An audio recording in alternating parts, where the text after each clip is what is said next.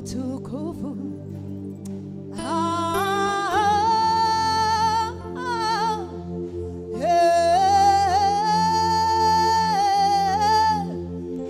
Yesu astahili heshima na utukufu.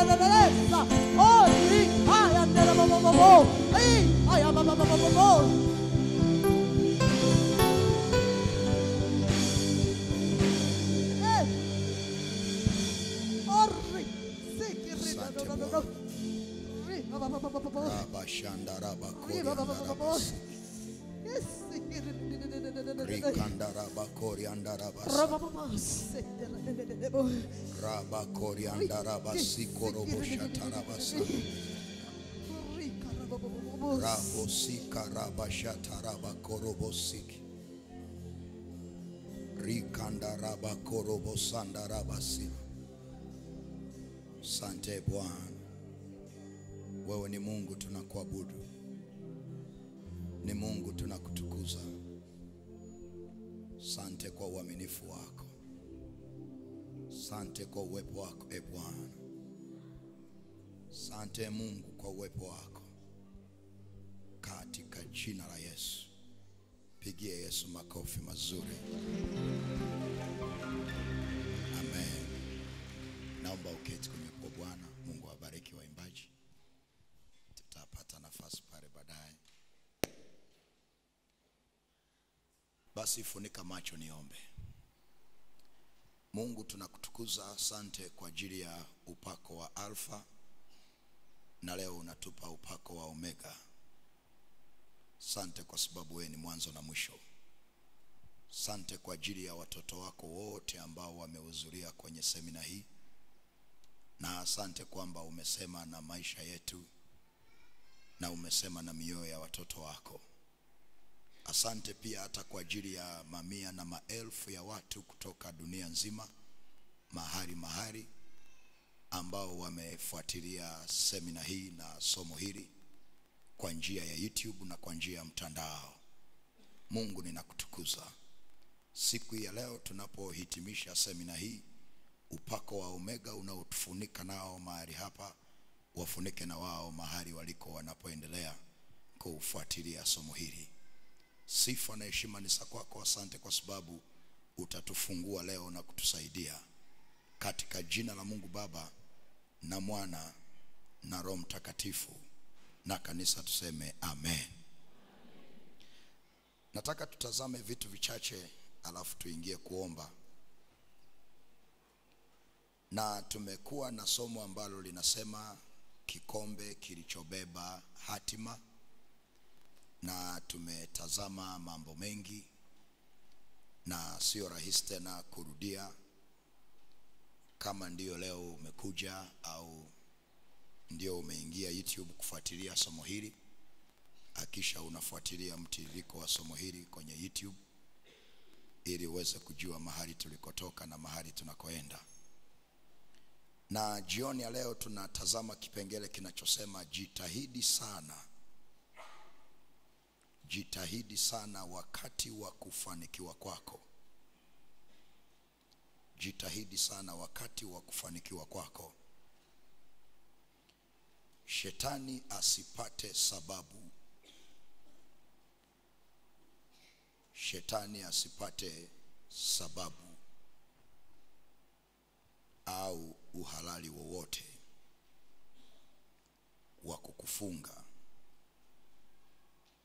na kuzuia usifanikiwe. Jitahidi sana. Jitahidi sana wakati wa kufanikiwa kwako. Shetani asipate sababu au uhalali wowote wa kukufunga na kuzuia usifanikiwe. Jitahidi sana wakati wa kufanikiwa kwako. Shetani asipate sababu au uhalali wowote wa kukufunga na kuzuia usifanikiwe. Shetani asipate uhalali wowote au sababu yoyote. Kitabu kile cha Wakorintho wa pili, andika Wakorintho wa pili sura ya 2 na ule mstari wa 11. Wakorintho wa pili sura ya 2 na ule mstari wa 11. Fungua hapo tusome pamoja. Wakorintho wa pili sura ya 2 na ule mstari wa 11. Anasema hivi: Shetani asije akapata kutushinda.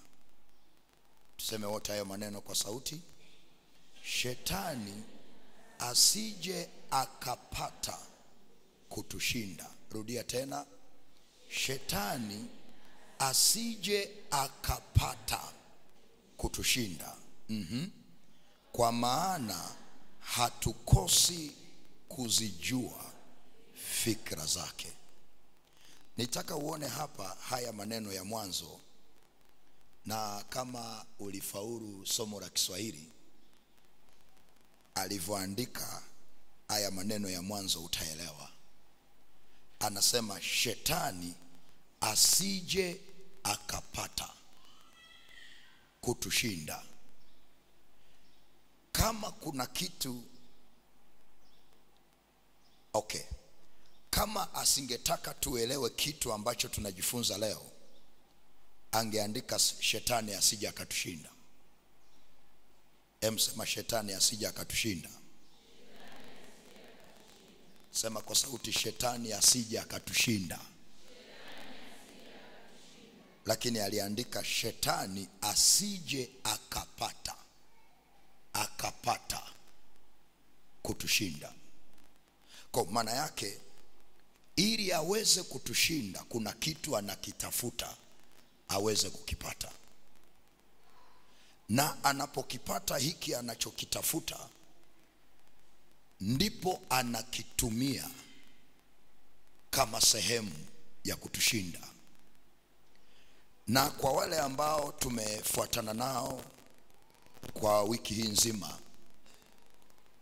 tumekuwa tukijifunza kwamba unapopita katika saa ya kukinywea kikombe, kuwa mwangalifu na unachosema.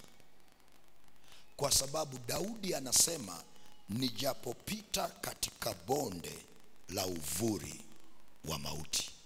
Hakusema nijapokaa, anasema nijapopita. Akiwa na maana kwenye bonde la uvuli wa mauti sio mahali tunakaa, ni mahali tunapita. Kwa hiyo usije ukaishi kwenye hili bonde la uvuli wa mauti ukafikiri maisha yako yote ndiyo yameishia hapo. Kuna maisha baada ya jaribu, kuna maisha baada ya kukinywea kikombe, kuna maisha baada ya kuachwa. Haleluya. Na mwalimu aliwahi kuachwa. Kama hujawahi kuachwa, Mungu akubariki sana. Lakini maumivu ya kuachwa yasikie kwa jirani yako, hasa mtu uliyempenda. Nakumbuka miaka hiyo na karibia kuoa, nilikutana na binti mmoja, tulikuwa kwenye kongamano la vijana. Na yule binti alikuwa ni mwimbaji kweli kweli. Alikuwa anaimba, na akiimba na mbingu zinatikisika. Anabana sauti. Nikasema riba shanda rabo sheke tereba. Sasa akili zangu za kibinadamu nikasema wow. Nikasema huyu ndo anafaa kuwa wife. Nikapiga mahesabu ya kibinadamu kwamba akitangulia kuimba alafu mimi nikaja kuhubiri,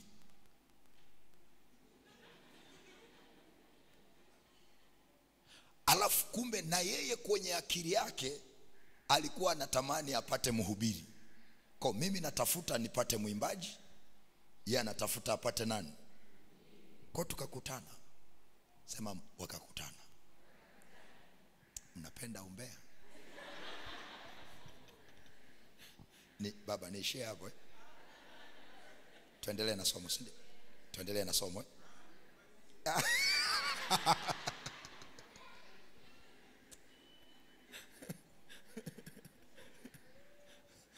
Kwa hiyo yule dada akaja kunisalimia. Nilipewaga tu kwenye hilo kongamano kama dakika kama 7 tu hivi za kuongoza maombi. Zilitosha yeye kuona kwamba huyu kijana wow. Akaja kunisalimia, mtumishi, Bwana asifiwe, yani nimebarikiwa na ulivyoongoza maombi. Mtumishi, naweza nikapata namba yako? Mimi nikaenda kutoa sadaka ya shukrani, kwa sababu mwenyewe nilikuwa natafuta namna gani namuomba namba. Kwa nikamshukuru Bwana, nikampa namba, tukaanza kuwasiliana. Baadaye hata haikunichukua muda, hilo jimbo nikawa nimeshakuwa, uwe mwelewa basi. Sasa miaka hiyo sijaoa, tukaanza nikipata mwaliko wa huduma kule Dar es Salaam, namwambia bwana na huduma mahali fulani, tunaenda naye. Tukienda anatangulia kuimba, tunabarikiwa. Mchungaji anauliza, huyu binti ni nani? Naambia ni mwimbaji tu, ni mwimbaji, nimemuomba aje kutusaidia tu kuhudumu. Basi mchungaji anasema kama vile kuna kitu ameshaelewa. Sasa siku moja nikawa na huduma Kigamboni. Kipindi hicho sina gari, napanda bodaboda na daradara. Nikampigia yule binti nikamwambia kesho na huduma Kigamboni. Mimi naishi Bunju. Huyo dada alikuwa anaishi sehemu nyingine nisitaje kwa ajili yake, kwa sababu za kiusalama. Pengine naye atasikiliza haya mafundisho. Haleluya. Kwa tukakubaliana tukutane Mlimani City, ndio ilikuwa center. Alafu kutokea hapo tupande gari ya pamoja twende Kigamboni. Mimi nikatangulia kufika pale, nikakaa kwenye kituo.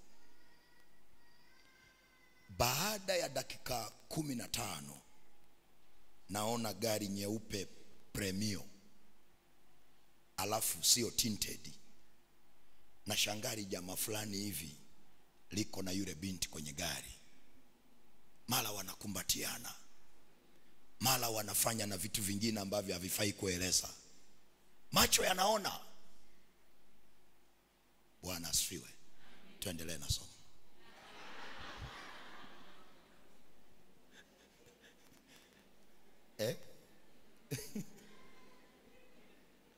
Wanakumbatiana pale, wanabusiana pale. Ni mwimbaji. Ghafla moyo uliumia sana, kwa sababu nilikuwa namwamini. Nilijua ameokoka kweli kweli.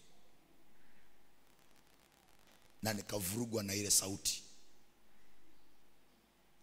Hapo hapo maamuzi aliyokuja, nilizima simu. Nikazima simu. Alafu nilipozima simu, maumivu yale ya kupigwa na kitu kizito, nikajikuta nimepanda gari ya kwenda Gongo la Mboto. Si kama mnanielewa. Nimepanda gari ya Gongo la Mboto na kuja kushtuka kwamba yani akili inakuja kurudi. Nimefika Banana. Wale mnaopafahamu Dar es Salaam. Nimefika Banana. Ndio akili inakuja kushtuka. Ikabidi nichukue pikipiki kwenda feri. Na siku hiyo nilichelewa. Mahubiri ya siku hiyo mpaka leo nayakumbuka. Yani nilichofundisha siku hiyo mpaka leo sitaka nikisahau, kwa sababu nilikuwa na maumivu. Asante Yesu sikuongea. Siku hiyo walishangaa niliwaimbisha.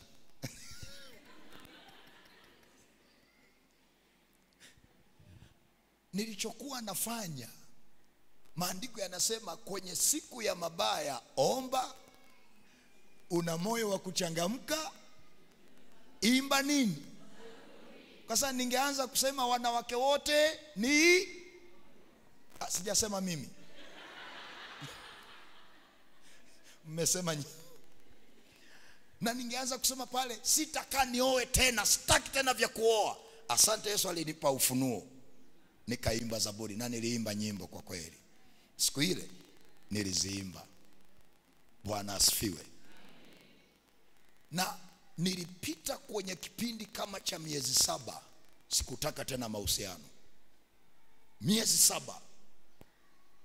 Yani hata alikuwa akitokea dada akinisalimia mtumishi shalom shalom, huyo dada siku hiyo analo. Lakini baada ya miaka 7 nikakutana na kabinti kengine kazuri kameokoka, kanaenda mbinguni. Kalembo sana kuliko hata yule aliyenipiga kitu kizito,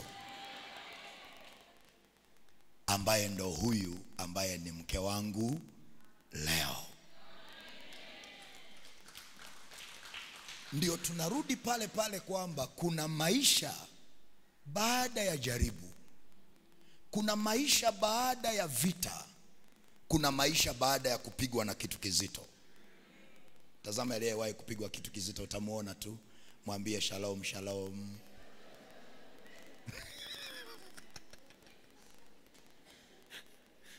Mwingine mpaka ulisusa na kula, lakini leo maisha yanafanyaje? Mwingine ulizila kabisa, lakini maisha yanafanyaje? Mpe mkono aliyewahi kuacha, mwambie Bwana ni mwema wakati wote. Alafu nisaidia kumwangalia binti uliyekaa naye kama hajaolewa, mwambie shalom shalom shalom shalom. Shalom shalom shalom shalom. Alafu muulize usalama upo kweli? Anasemaje? Kashapigwa kitu kizito. Mtie moyo, mwambie kuna maisha baada ya kukataliwa. Bwana Yesu asifiwe. Punga mkono namna hii. Kwa hiyo tumejifunza hayo, lakini leo Mungu amenipa kukuambia jitahidi sana shetani asije akapata. Sema asije akapata. Sema kwa sauti kubwa, asije akapata sababu ya kukushinda. Kwa maneno mengine, shetani hawezi kutushinda mpaka amepata sababu. Andika hiyo sentence itakusaidia. Shetani hawezi kutushinda mpaka amepata sababu. Kwa ukiona shetani amekushinda, uwe na uhakika kuna mahali umefungua mlango na yeye akapata sababu. Kwa sababu asipopata sababu, hana uwezo wowote wa kukushinda. Ili aweze kukushinda, lazima apate sababu. Na ndio maana maandiko yanasema shetani asije akapata kutushinda, kwa sababu hatukosi kuzijua fikra zake. Na tulisoma kwa Ayubu, wakati shetani amepewa nafasi ya kumjaribu Ayubu, alitengeneza kila aina ya mazingira. Alipiga uchumi, akapiga miradi yote ya Ayubu, alipiga watoto, kila kitu kikafa. Ayubu hakukufuru. Shetani akarudi kwa Mungu akasema, hivyo hata mtu yoyote yule anashinda biashara, si atapata nyingine? Watoto si atazaa wengine? Mungu, niruhusu nipige afya yake, kwa sababu mtu yuko tayari kutoa vyote kwa ajili ya uhai wake. Mungu akamwambia, unafikiri natania? Nina mtu duniani anaitwa Ayubu. Kama unafikiri natania, piga na afya uone kama atakufuru. Ndio shetani akamshambulia na majipu. Ayubu anajikuna, lakini maandiko yanasema katika mambo hayo yote Ayubu hakufungua mdomo wake na kuongea upumbavu. Pamoja na yote aliyoyapitia, hakumpa shetani sababu ya kumshinda. Lakini angekuwa msharika wa Dodoma, mama yangu, angeongea kila aina ya maneno. Lakini leo nataka utoke na neno hili ya kwamba jitahidi sana. Unapopita kwenye jaribu, sio mahali unakaa, ni mahali unapita. Na ndio maana hakuna usiku ambao hauna pambazuko. Hakuna usiku ambao hauna pambazuko. Ni kweli giza linaingia, lakini pia na pambazuko huwa linatokea. Hakuna machozi ambayo hayana mwisho. Hakuna jaribu ambalo halina mwisho. Hakuna mapito ambayo hayana mwisho.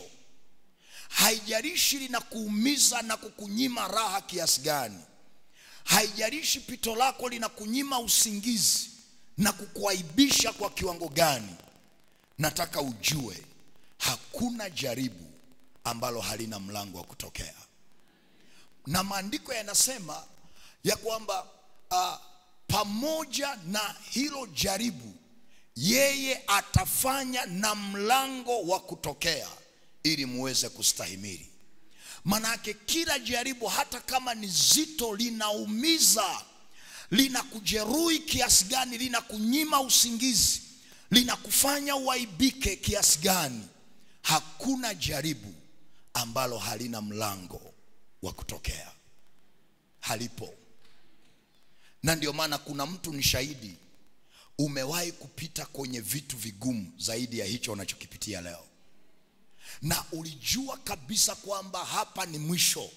Haukuona dalili yoyote ile ya kuvuka, haukuona mlango wote wa kutokea, lakini kufumba na kufumbua Mungu alikuagizia msaada ukavuka.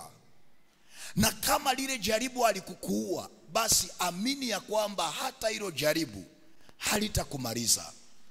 Hata hilo pito ulilonalo leo halitakumaliza. Mungu yule yule aliyekusaidia kwenye yale ndiye anayekusaidia na kwenye hilo, kwa jina la Yesu. Lazima uwe na tumaini katikati ya moto.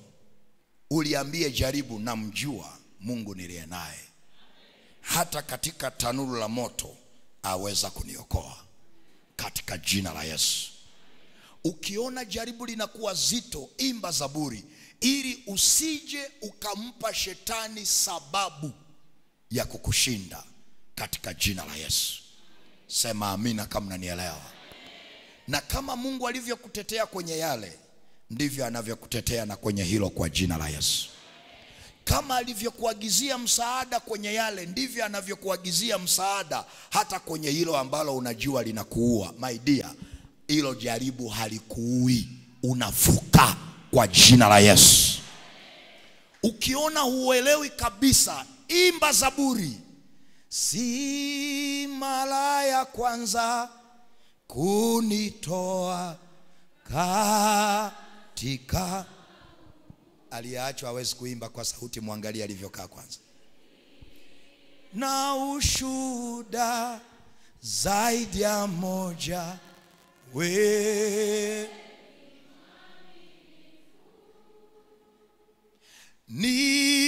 nina historia maalumu,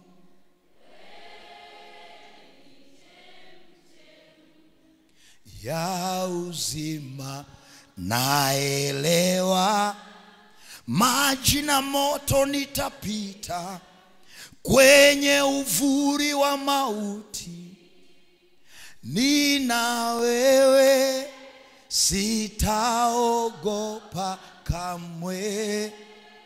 Mungu wangu wanishika mkono, wautuliza moyo wangu, sina mashaka, wanibeba. Waweza tuma neno la uzima, libadilishe. Hata usiyafanye hayo yote. Pigie Yesu makofi mazuri. Mwambie jirani, usimpe shetani sababu.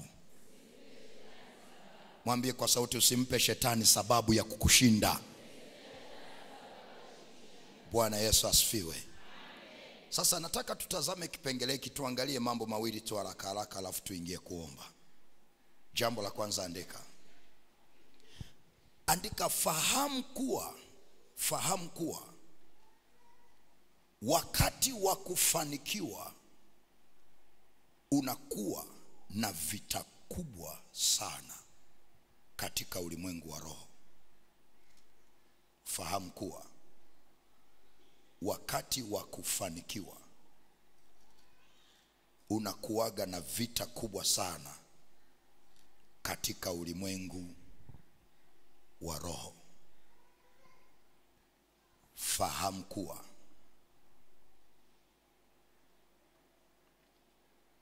Fahamu kuwa wakati wa kufanikiwa unakuwaga na vita kubwa sana. Unakuwa na vita kubwa sana katika ulimwengu wa roho. Sema unakuwa na vita kubwa sana katika ulimwengu wa roho.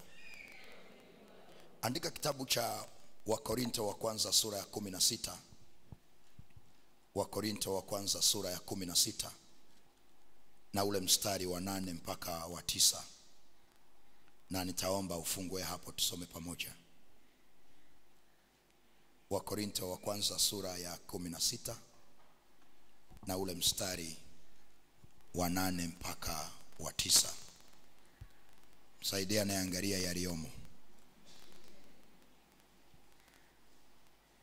Msaidia na angalia yaliyomo, msaidie. Uwe na kalama ya masaidiano. Sasa kitabu cha Wakorinto kiko baada ya kitabu cha Mathayo. Kitoka Mathayo na ingia Wakorinto. Kumbe mnasomaga maandiko. Haya tuliopapata tuseme amina. Sema amina yenye nguvu. Haya tusome kwa sauti kubwa twende. Lakini nitakaa Efeso hata Pentekoste. Kwa nini? Kwa maana nimefunguliwa mlango mkubwa wa kufaa sana, na wako wengi wanipingao. Rudia tena kusoma hiyo mistari kwa sauti kubwa twende.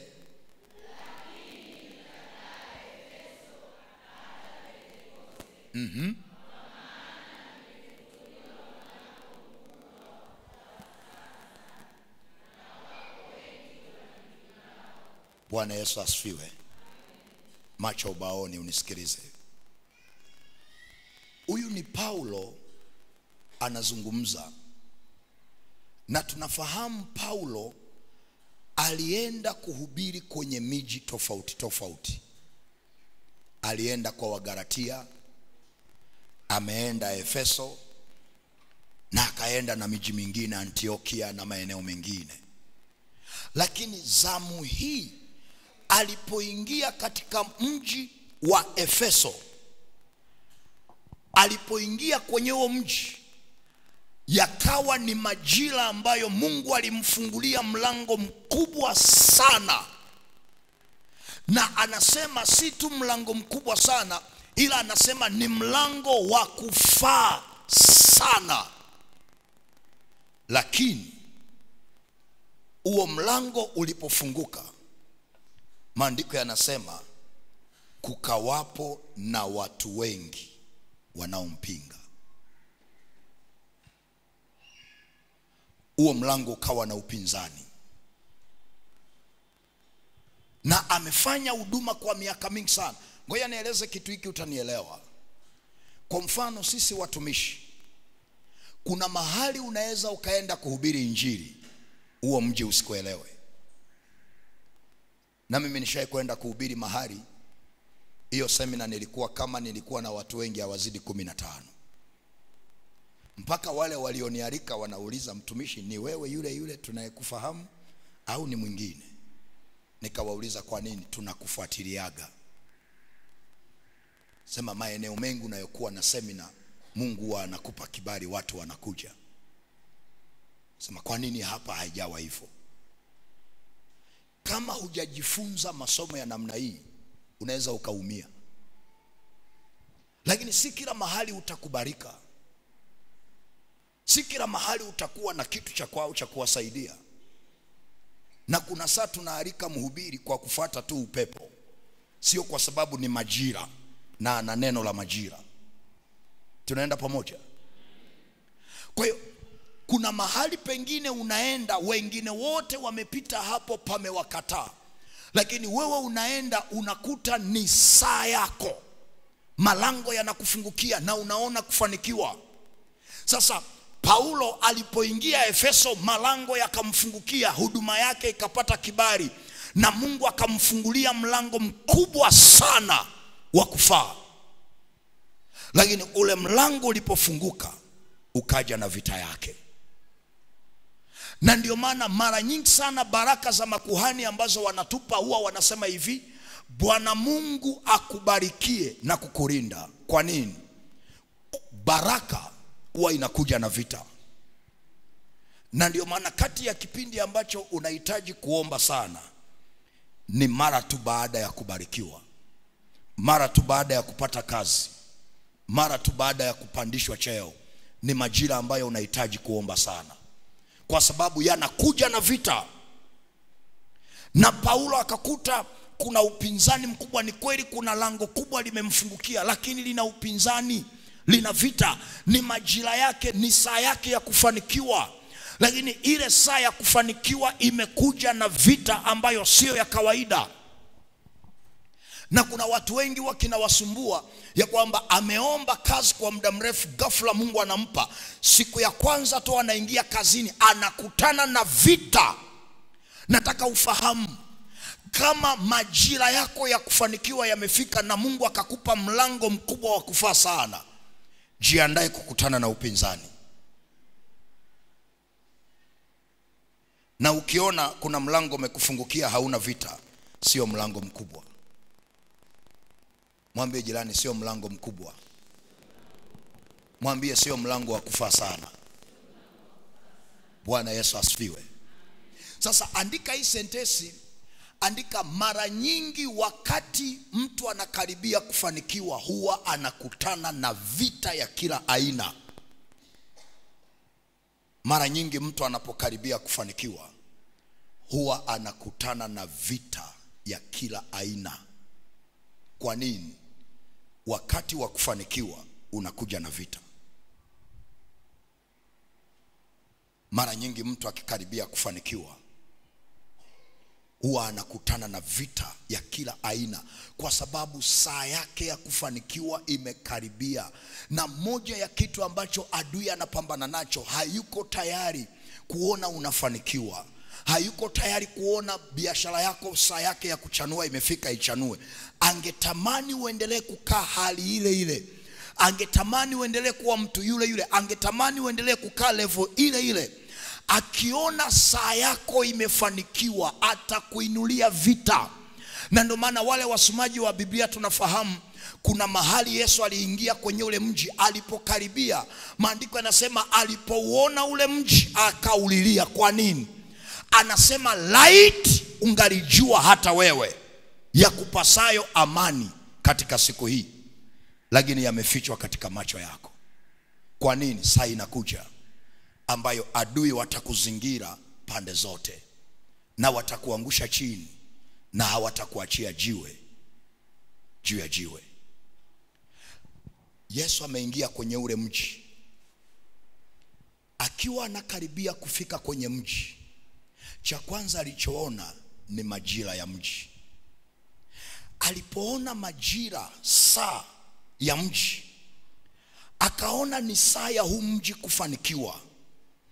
Lakini wale watu walioko kwenye mji, hakuna mtu anajua kwamba ni saa ya mji kufanikiwa.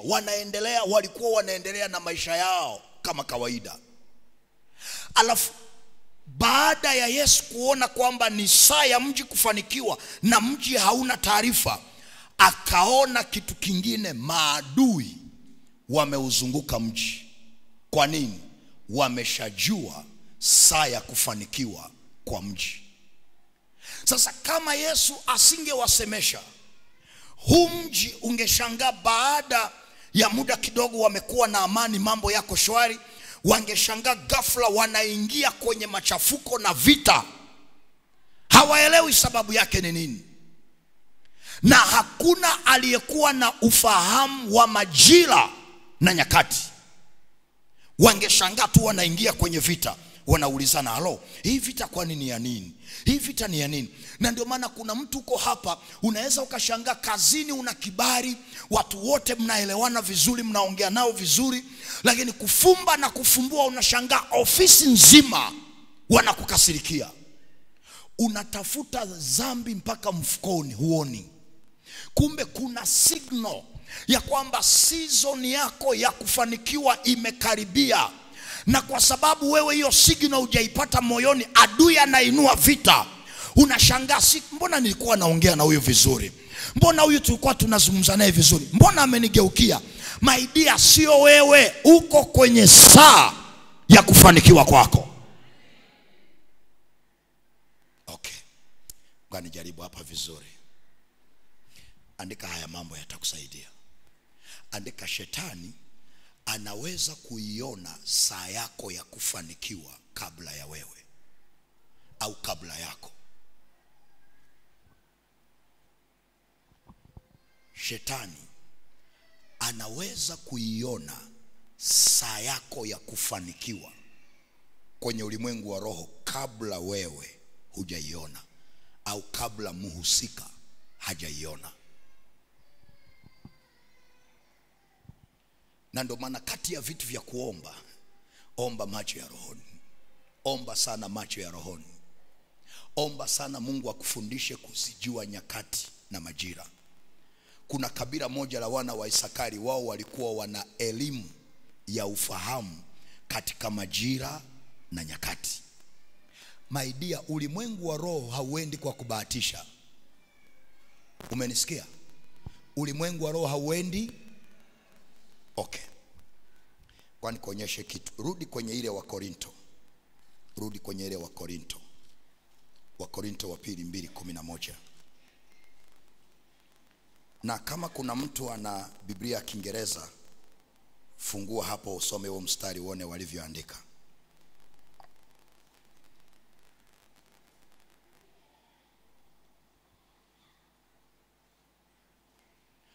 Ngoja kusomea hapa. Kiswahili anasema shetani asije akapata sababu ya kutushinda. Kiingereza anasema New International Version, anasema in order that Satan might not outwit us, for we are not aware of his schemes. Sema schemes. Sema schemes. Okay, unaelewa maana ya scheme? Scheme naielewa? Scheme. Wale walimu tunaelewa scheme of work. Wale walimu sema amina. Amna walimu? Oh, yule pale. Tunafahamu scheme of work. Kwa lugha ya kawaida tunaweza tukasema ni kama vile kalenda ya matukio. Tunaenda sawa? Kwa shetani ana kalenda yake ya matukio. Ana kalenda. Haendi kwa kubahatisha. Anaweza akaona kilichoko mwaka kesho kwa ajili yako kabla wewe hujaingia mwaka kesho. Anaweza akaelewa kwamba mwezi wa 7 huyu mama anapandishwa cheo. Sasa hiyo wewe unaendelea kufanya kazi ofisini, hauoni hata dalili ya kibali kazini, ila shetani ameshaona. Na kwa sababu ameshaona, anaandaa scheme of work, anatengeneza kalenda ya matukio ya kwamba akikaribia mwezi wa 7, kuanzia mwezi wa 5 hapa wa 6, tuanze kumvurugia kibali alichonacho kazini. Kuanzia mwezi wa 5 wa 6 hapo tupeleke magonjwa kwake. Kuanzia hapo mwezi wa 5 yeye ana target mwezi wa 7. Anaanza kukuvuruga leo. Na unashangaa ghafla ulikuwa na amani, lakini unaingia kwenye siku ya mabaya. Na kwa sababu wewe haujui nyakati na majira, utaanza kushangaa, jamani mbona sielewi? Yani ghafla tu nilikuwa na afya njema, lakini ghafla tu nasikia kuumwa mpaka nasikia kufa. Adui ameona kilichoko mbele yako, saa yako ya kufanikiwa. Na kwa sababu ana uwezo wa kuona saa ya kufanikiwa, andika kwenye daftari lako, ataanza kukupiga vita leo kabla ya hiyo saa. Ataanza kukuinulia vita leo kabla ya hiyo saa ya kufanikiwa.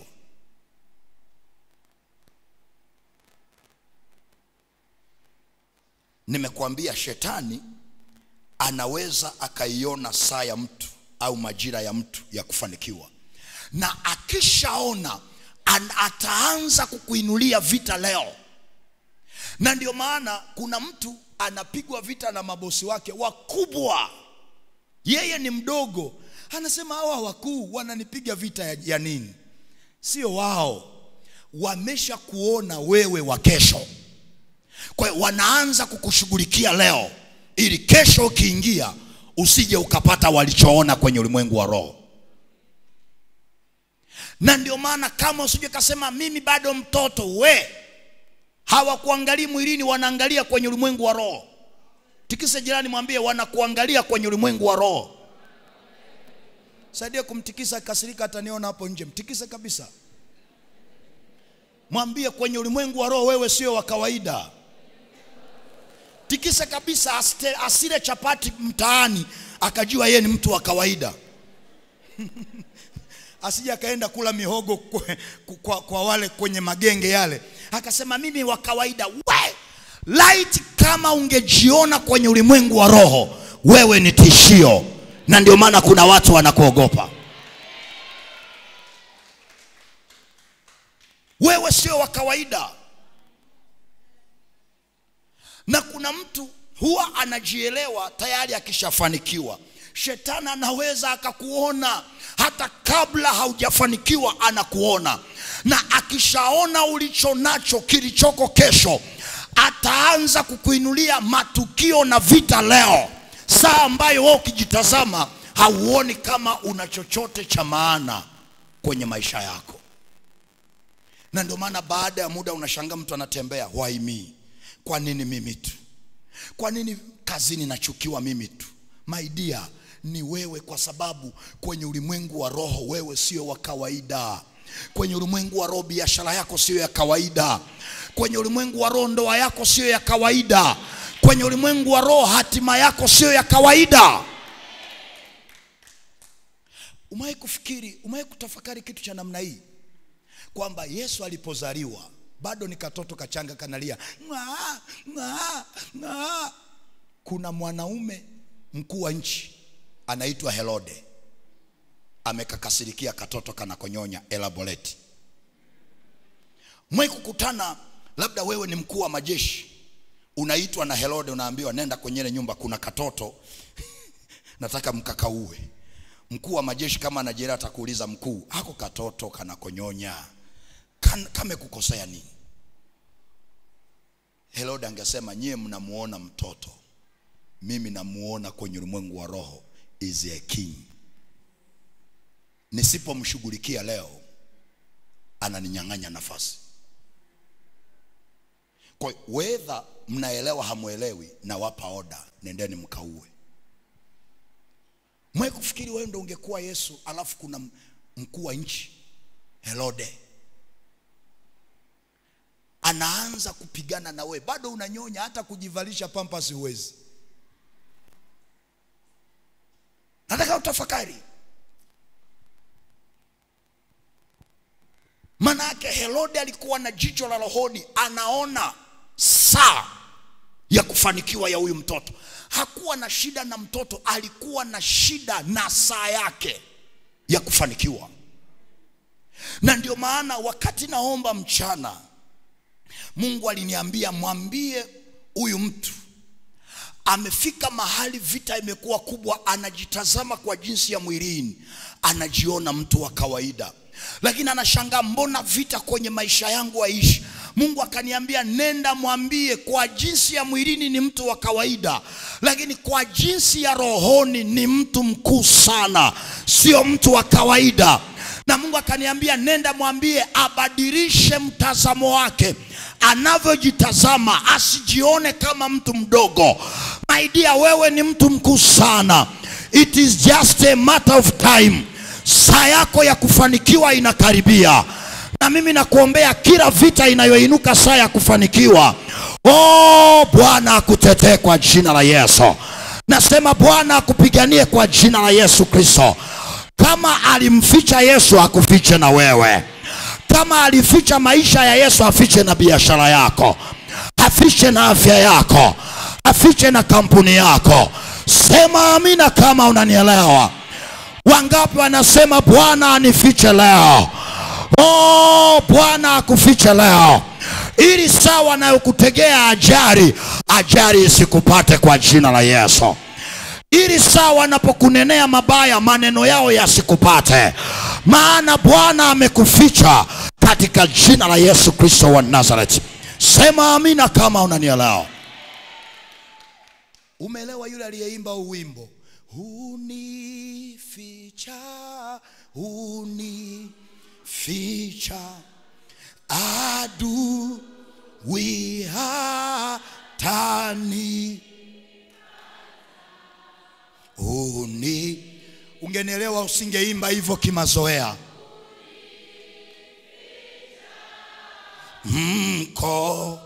Mkononi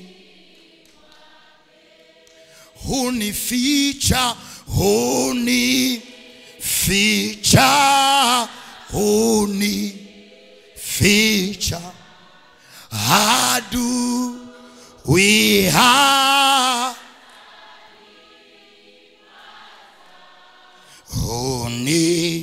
hunificha, hunificha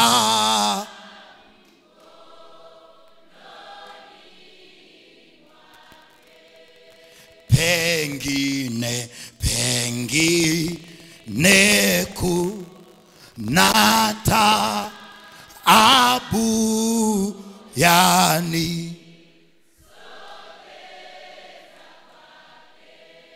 naijua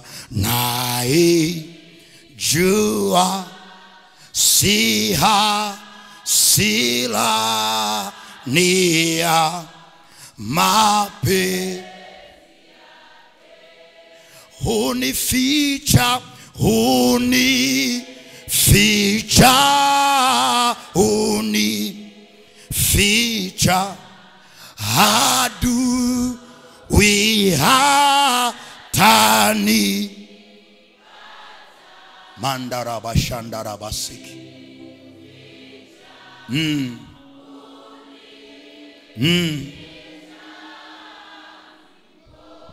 riba sandaraba shata.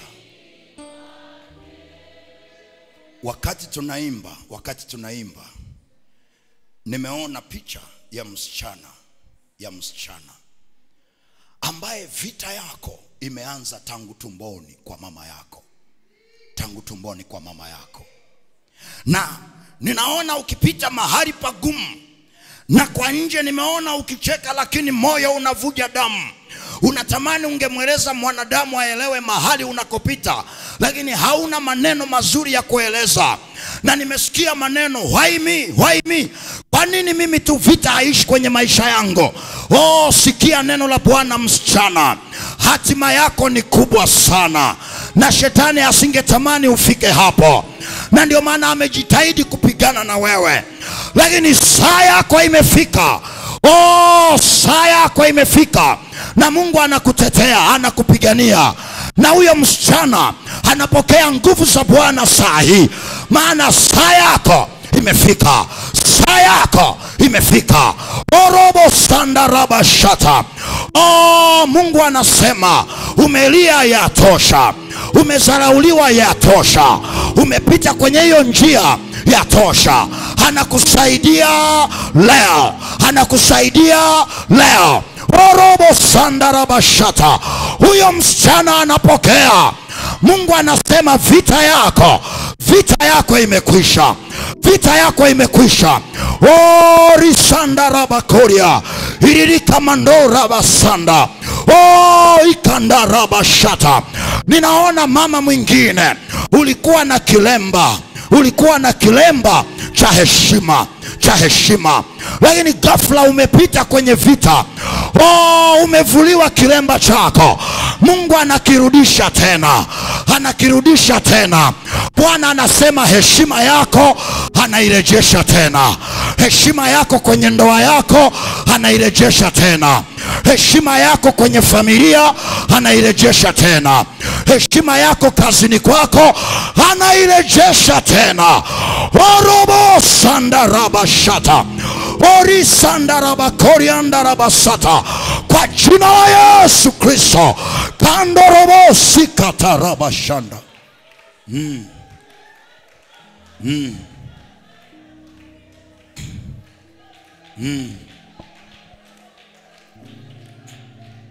Mandarabasiki kamandorabasiki rika mashanda rabasa. Natamani ungeona nachoona. Ninatamani Mungu angekufungua macho hata dakika 2 uone nachoona. Ni kama vile naona screen kubwa, naona TV kubwa, halafu ninaona maisha ya mtu yakionyeshwa hapo. Na ghafla Mungu ananionyesha kuna mtu uko hapa amekubebesha neema ya kusaidia familia yako, lakini vita ya miungu ni kubwa juu yako. Chochote unachofanya kinapigwa, kinakufa. Ninaona wakiagizwa malaika kukusaidia.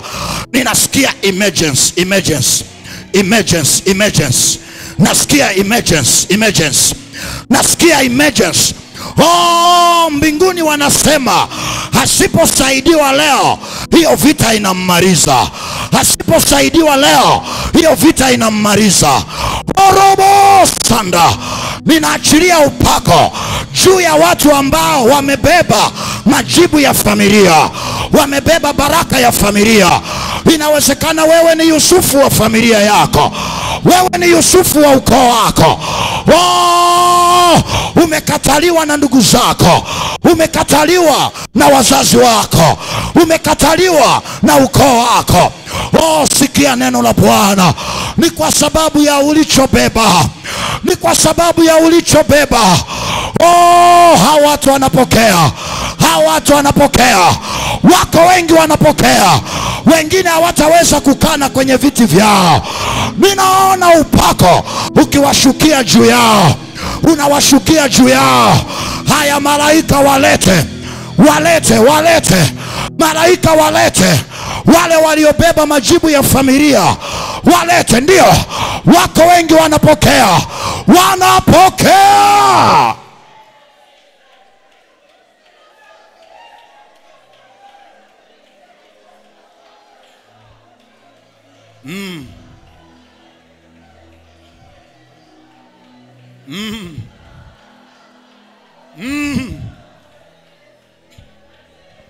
Nyanyua mikono juu, nyanyua mikono juu, nyanyua mikono juu.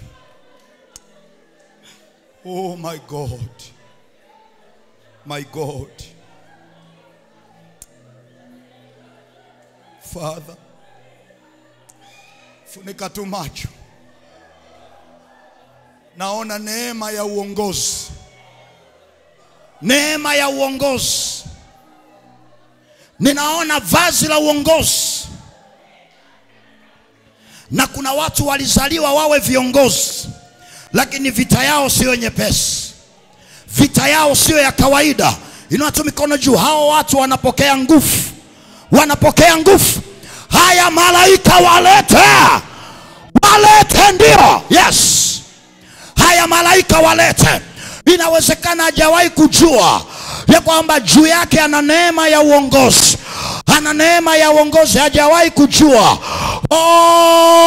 Upako ushuke juu yake leo, ushuke juu yake leo.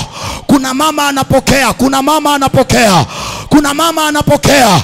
Neema ya uongozi iko juu yake, anapokea, anapokea. Ndio, tayari, tayari anapokea, tayari anapokea. Yes, hata zuia, hata zuia. Ndio, anapokea. Ndio, wako wengi, wako wengi hawa, wako wengi hawa wanapokea, wanapokea, wanapokea, wanapokea neema ya uongozi. Mwingine nyota yako ya uongozi wameiiba kwa njia ya kichawi, wameichukua kwa njia ya kichawi. Haya, haya, haya. Yeyote anayetumia hiyo nyota yako kichawi, leo anairudisha, leo anairudisha, leo anairudisha, leo anairudisha. Kuna watu wengi nyota zao zimechukuliwa kichawi, zinarejeshwa.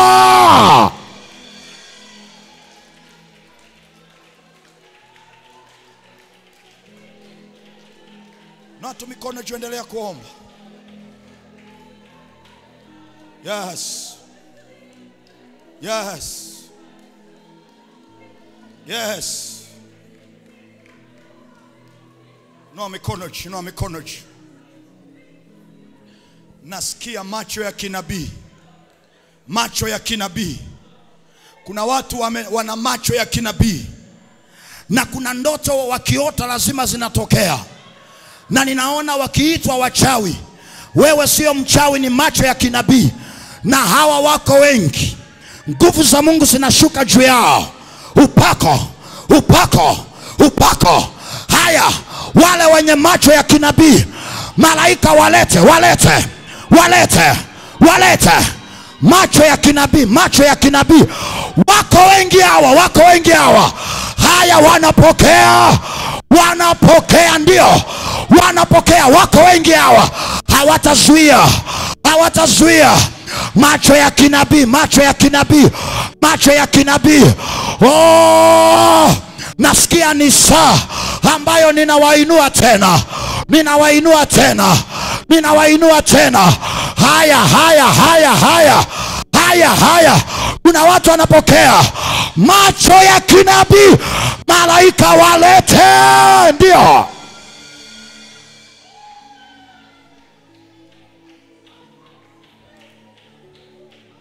Ndio.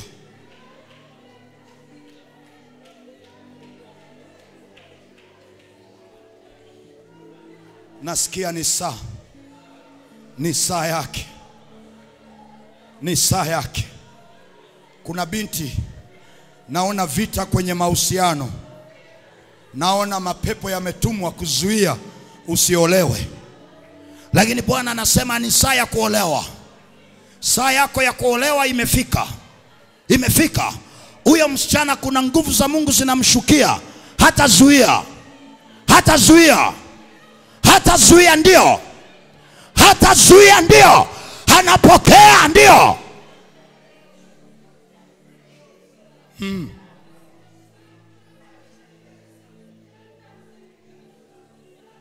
Jesus.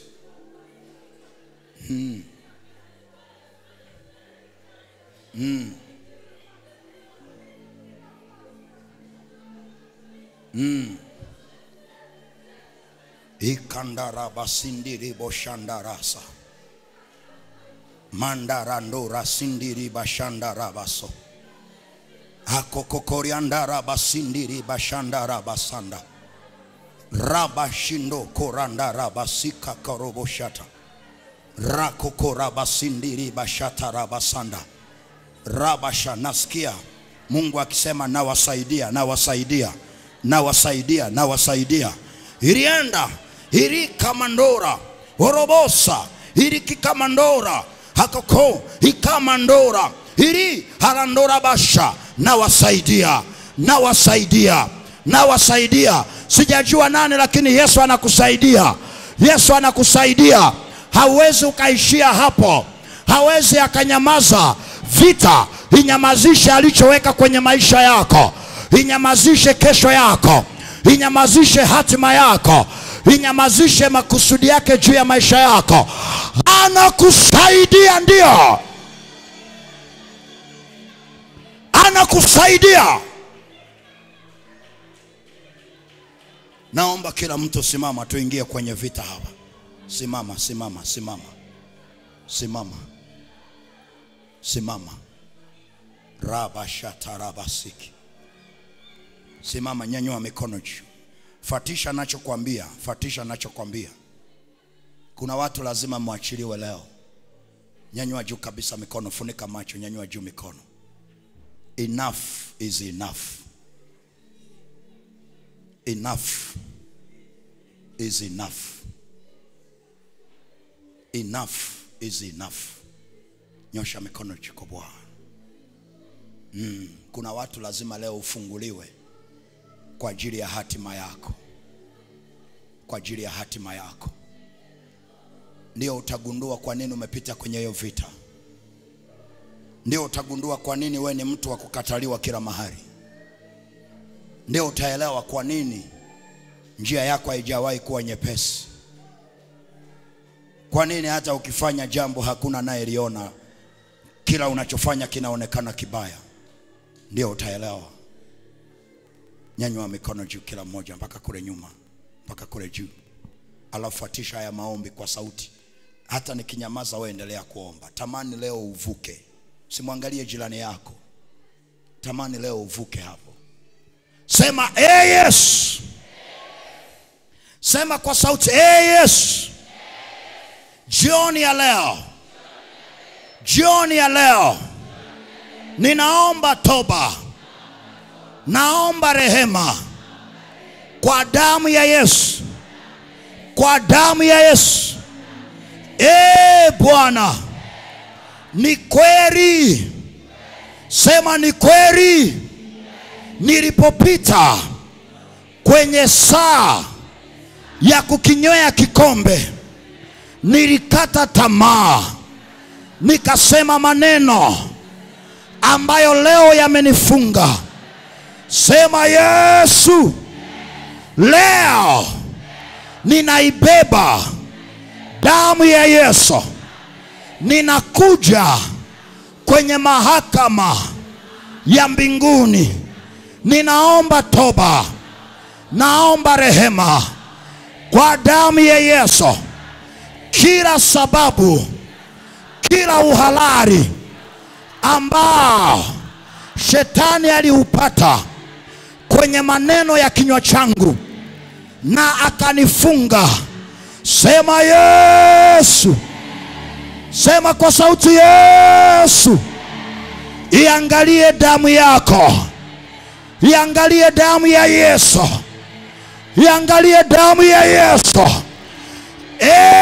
Bwana, usitazame haki yangu, iangalie damu ya Yesu iliyomwagika pale msalabani, inayonena mema, inayonena mema.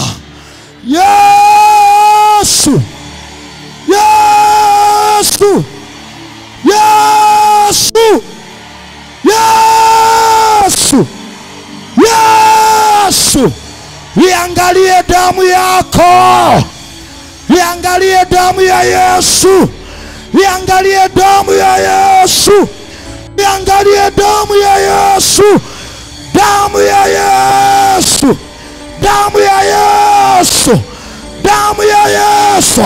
Aya, endelea, ita hiyo damu, ita, ita hiyo damu, ita.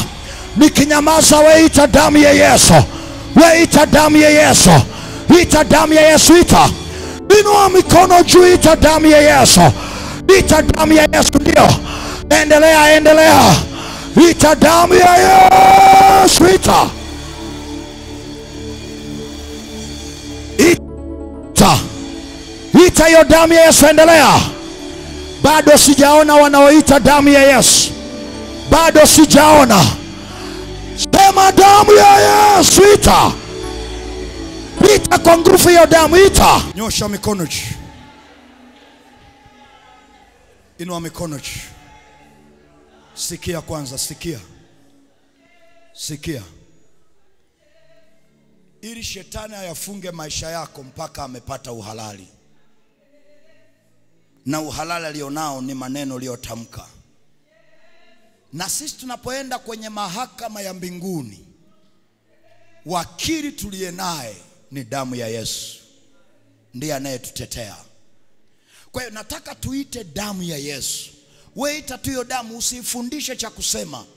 Kuna watu utakapokuwa unaendelea kuita damu ya Yesu, kila kifungo kitaanza kukuachia.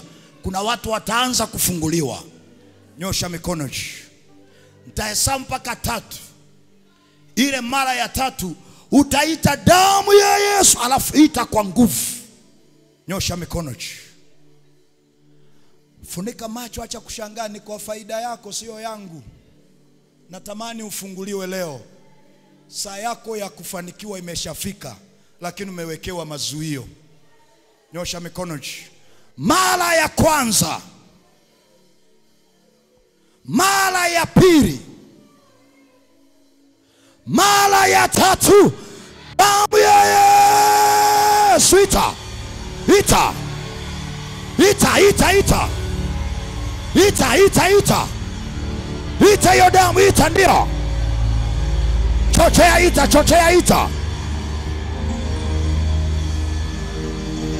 chochea, ita. Ndio,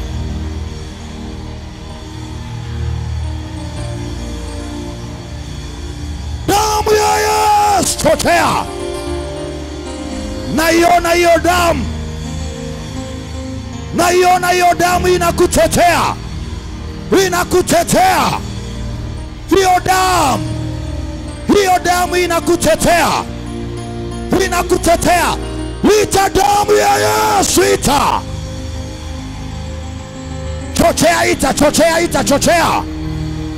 Usiite kizembe, wewe endelea. Kuna jambo linatokea, kuna jambo linatokea, kuna jambo linatokea. Oh, mahakama ya mbinguni inapoona damu ya Yesu itasema huyu afunguliwe, afunguliwe, apata ile kazi. Oh, apone ule ugonjwa. Damu ya Yesu, ita. Kuna watu hawaiti, kuna watu hawaiti, kuna watu hawaiti. Ita damu ya Yesu, endelea, chochea, chochea. Kuna watu wanaanza kufunguliwa, kuna watu wanaanza kufunguliwa. Tayari, tayari. Vifungo vinaachia, vifungo vinaachia, kamba zinaachia. Yesu, damu ya Yesu, chochea, chochea, chochea. Naiona hiyo damu, naiona hiyo damu, naiona hiyo damu, naiona hiyo damu, naiona hiyo damu. Endelea, endelea, endelea.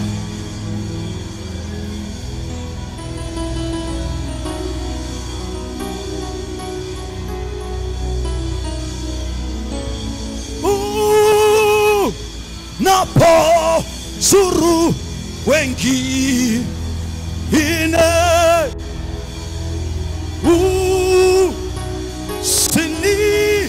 usinipite,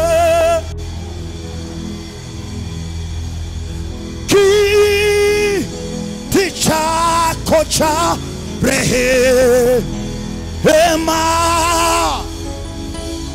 na kita sama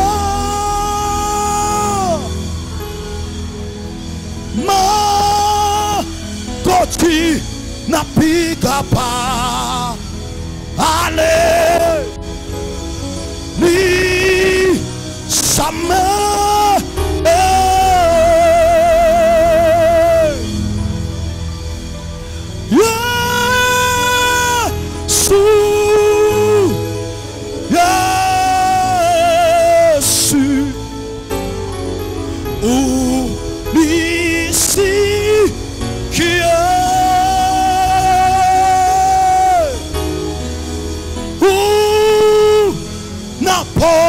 suru wengi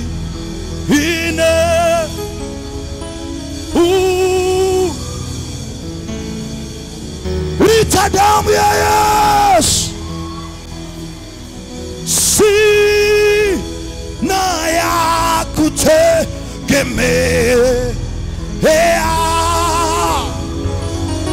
ila watu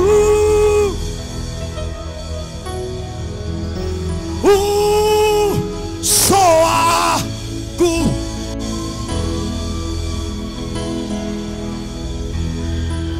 shanderererere ba sayaba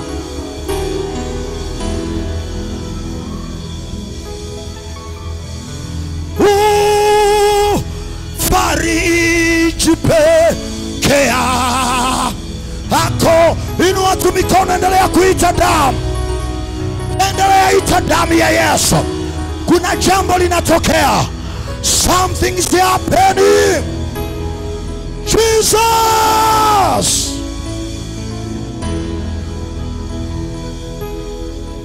endelea ita damu ya Yesu, endelea. Mama uliyeko hapa, ita hiyo damu. Dada, ita damu ya Yesu. Baba, ita damu ya Yesu. Ndio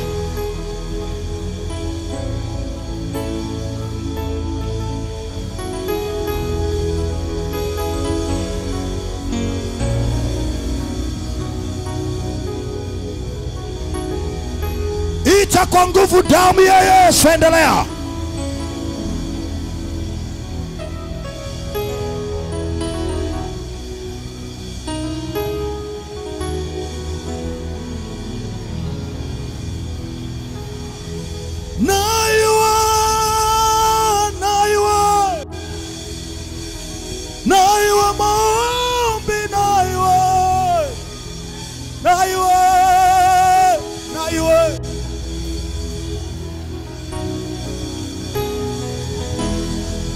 Endelea kuita damu ya Yesu ikutetee. Usinyamaze, ita damu ya Yesu ikutetee. Wote inua mikono juu, kuna nguvu zinaachiliwa hapa. Inua juu kabisa mikono, funika macho. Kuna nguvu inaachiliwa. Mahakama inakutetea. Mahakama ya mbinguni inakutetea. Inakutetea. Inakutetea. Endelea, ita damu ya Yesu, ita.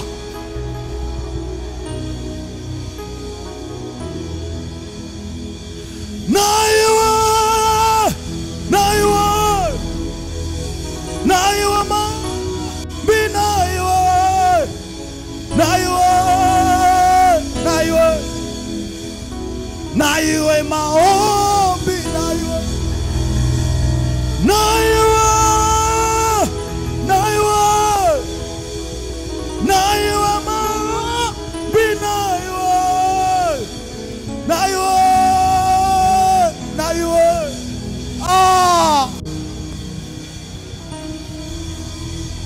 Kuna watu Yesu anawatetea.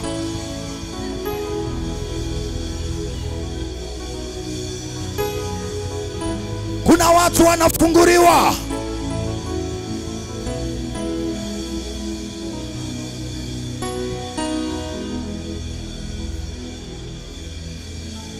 Endelea tukuomba kwa Bwana.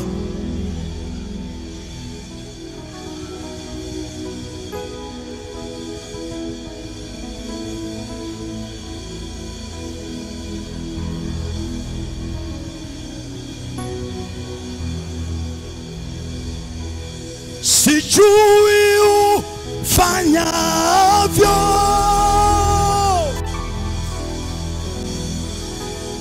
sijui utendavyo, kile nachojua,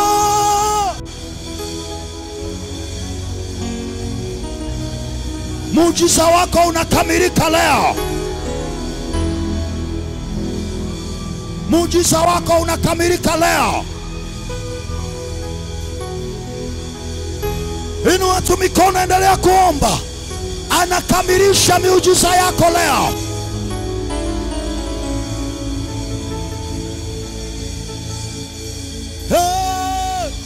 Kile nachojua,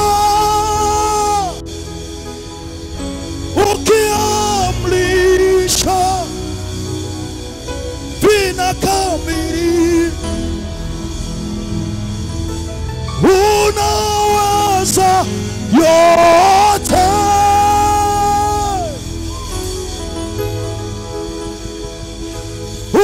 Unaweza yote. Kile nachojua, ukiamrisha vinakamilika leo. Vinakamilika leo. Kuna watu vinakamilika leo.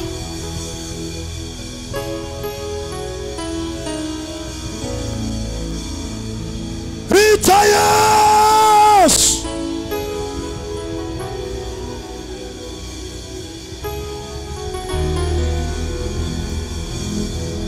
Sijui ufanyavyo,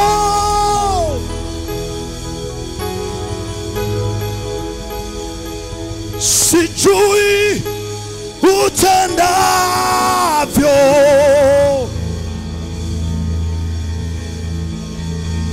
kile nachojua,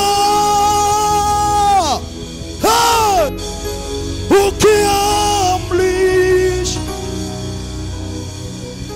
vinakamili.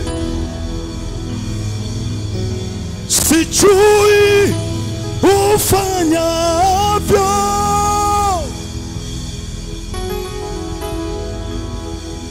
sijui utendavyo, kile nachojua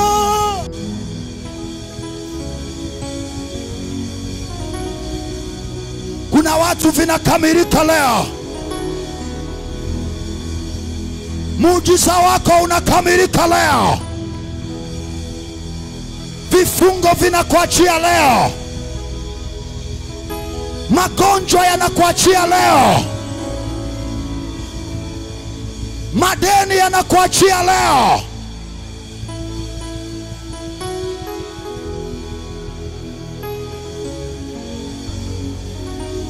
Vinakamilika.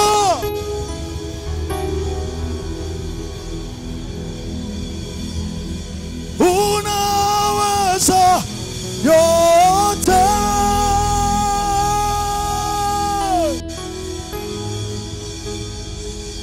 Unaweza yote.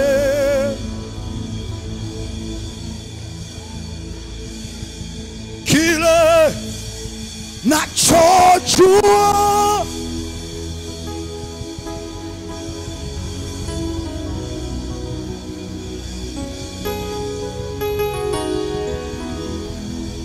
sinzu kubikola.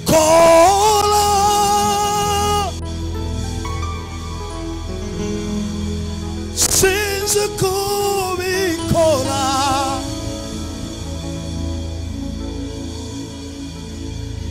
Kile nachojua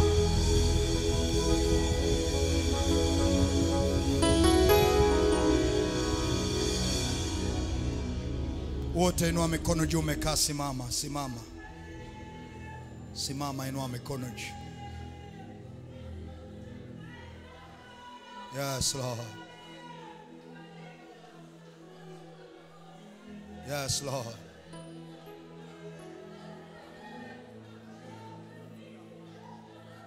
Yes, unaachiliwa.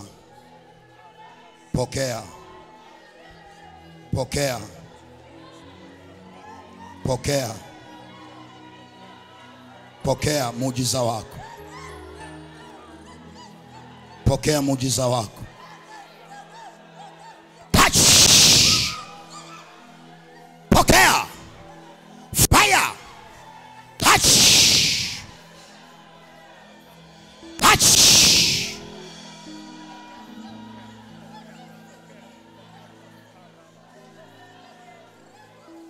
Wanakuachia. Maisha yako yanaachiliwa leo. Fire. Nyosha mikono juu. Sema yes. Noa mikono juu, sema kwa sauti. Sema yes. Kila mazuio. Sema kila mazuio niliyowekewa na adui kwenye saa yangu ya kufanikiwa. Sema hayo mazuio. Sema achia. Sema kwa sauti, achia. Achia. Achia. Achia. Endelea sema achia. Endelea sema achia. Sema achia. Sema achia. Ndio.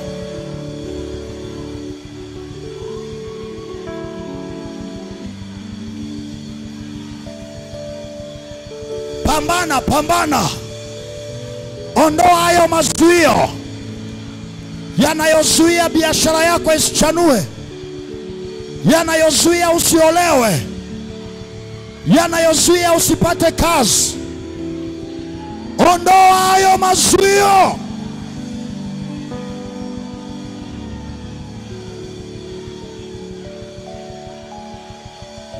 Ni saa ya vita, ni saa ya vita.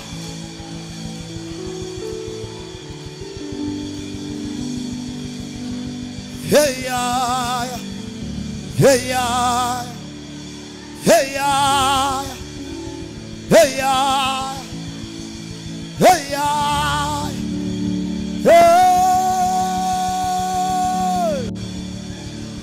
hey ya,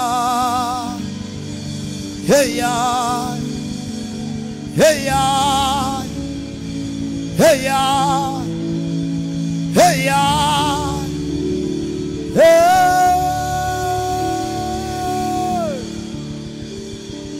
hey ya, hey ya, hey ya. Mazuio yanaondoka. Sema achia, sema achia, achia. Endelea shambulia, sema achia. Ndio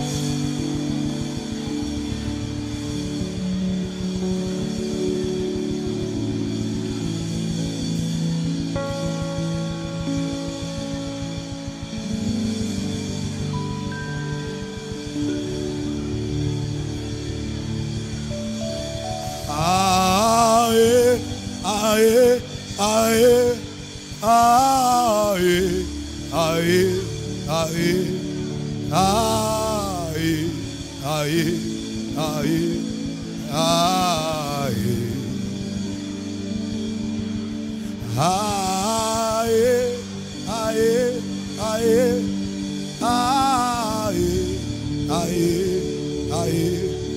ae,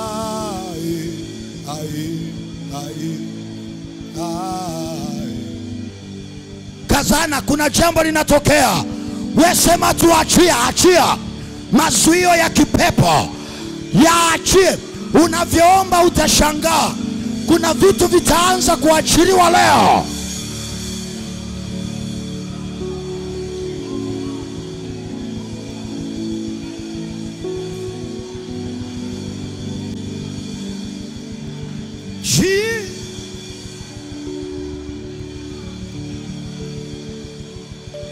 Jesus.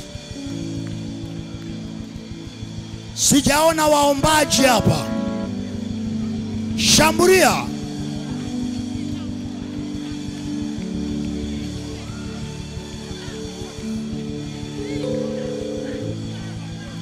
Yes, pokea. Pokea. Pokea. Pokea. Yes. Nguvu iongezeke juu yako. Pokea. Sema achia. Achia, endelea. Sema achia. Pambana, pambana.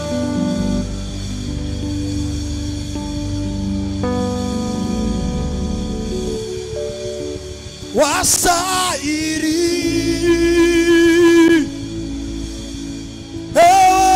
Bwana takatifu, takatifu, wasairi Bwana takatifu, takatifu. Noa mikono juu tunapomaliza. Shika na sadaka yako maalum. Kama ukupata bahasha, nyosha mkono tukupe bahasha. Naomba wahudumu tuchangamke, tutunze muda. Tutunze muda. Jesus.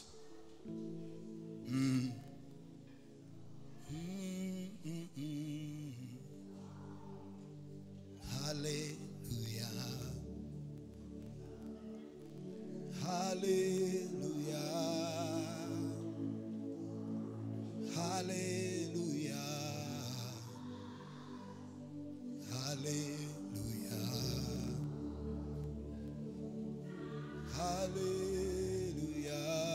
Hallelujah. Unahitaji bahasha, nyosha mkono juu tukuone. Hujapata bahasha, tusaidie kunyosha mikono juu tunze muda. Hujapata bahasha, nyosha juu kabisa tukuone. Asante Yesu.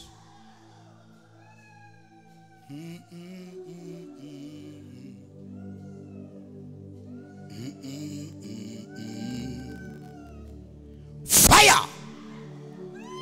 Fire on you. Tia maisha yake.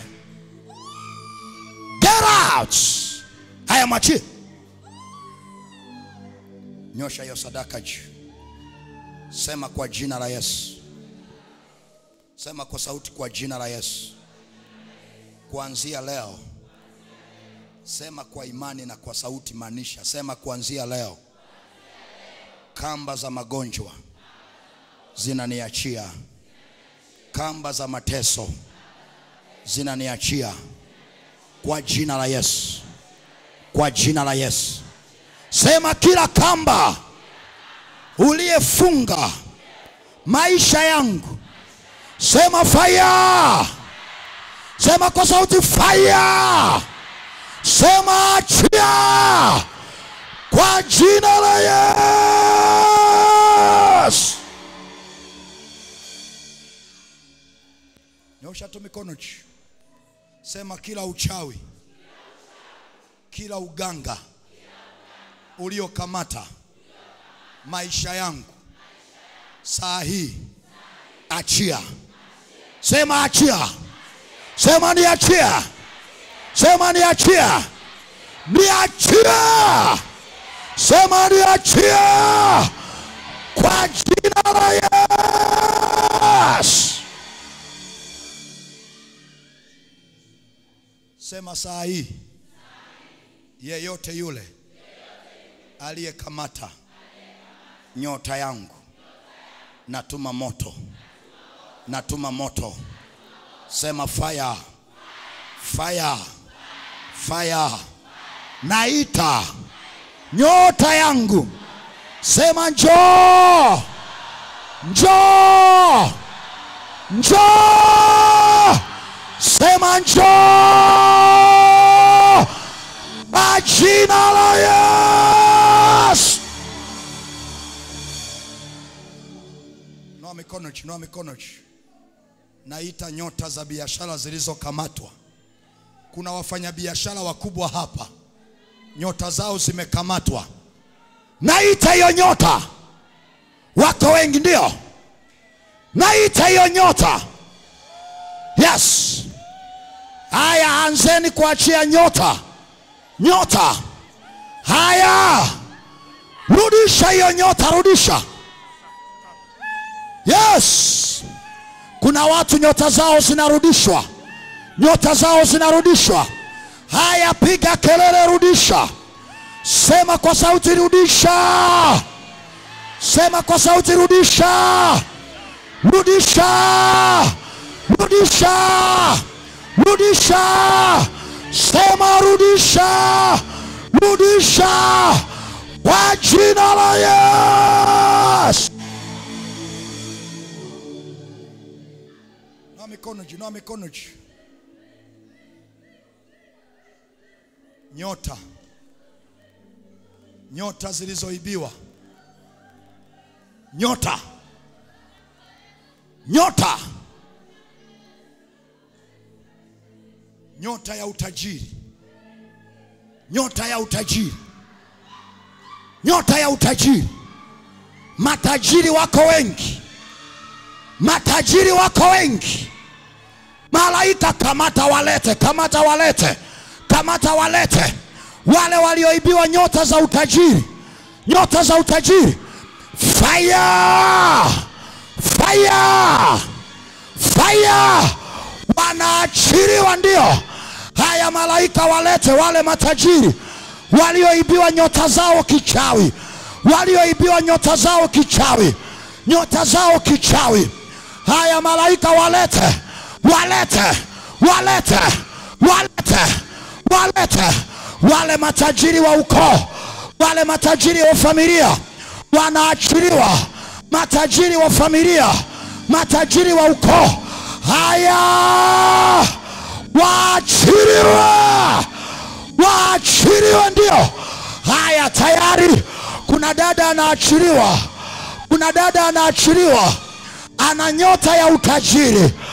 Ana nyota ya utajiri. Sio mtu wa kawaida. Ana nyota ya utajiri. Lakini hiyo nyota imezikwa. Imezikwa. Imezikwa. Haya, wako wengi hawa. Wako wengi hawa. Haya, malaika kamata miguu yao walete. Kamata miguu yao walete. Kamata miguu yao walete. Kamata miguu yao walete. wale matajiri wako wengi hawa. Naona maroho ya familia yakisema huyu hawezi kufanikiwa. Haya, unamwachia leo. Get out! Noa mikono juu tunapomaliza. Sema Bwana Yesu. Sema kwa sauti, Bwana Yesu, kwa sadaka hii. Sema kwa sauti, kwa sadaka hii maisha yangu yamefunguliwa leo.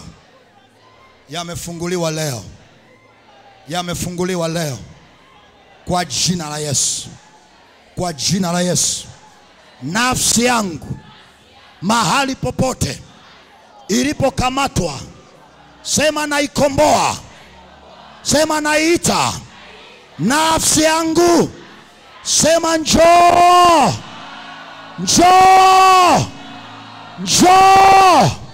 Sema kila vyakula. Sema vyakula vya maagano. Sema leo toka. Sema toka. Achia kwa jina la Yesu.